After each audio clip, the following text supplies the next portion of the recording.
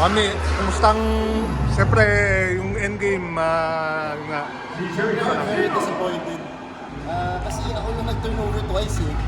Tapos hindi lang yun yung turnover na easy layup. Yung turnover ko pa, leading to an easy layup. So, syempre, I hold myself accountable. Akin yun. Ikaw na sana yung story, yung Go Ahead 3 sana. Tapos, Oo nga po yun. Pero, I don't know what to say. Sakit eh.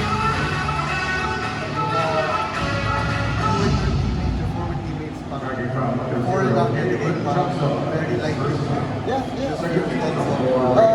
Actually, there's no personal hard feelings naman eh. Kasi when they traded me, they were very professional. Parang lahat ng sinasabi ko sa akin, revenge game, bakit revenge?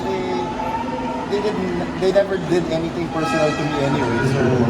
So, I always have a good relationship with them, especially the players. Up until now, si Mo, nagsisend pa rin ng memes eh. Kaya, alam mo yun, yung bond ko with them, di na mawawala yun. Whatever team I play. Is there like, yun nga, okay naman kayo with the team, San Miguel, is there an added motivation guys with San Miguel? I mean, I guess given yun, syempre when you get traded, nung trinade rin naman ako ng NLEX going to Terra Firma, coming into that game, syempre focus pa ko eh. Like something to prove, pero nothing personal. It's just, I guess, just wanting to win, just wanting to prove myself again. Sa game, I mean, this could have been easily like a 4-0 dead for Terra Firma. 3 straight games na, they're almost, ayan. Siguro gano'n lang kalaki lang din in terms of development, para develop it. Yeah, I guess ang pwede lang naman ang hilingin namin with this team kasi ilan lang naman siyang veterano eh. Ako, at saka si Adam, and then the rest are young guys.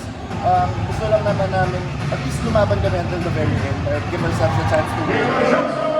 Siyempre disappointed because we could have been up to 4-0 or 3-1 either way and give ourselves to win, make it to the playoffs. Bakit kayo nauna na?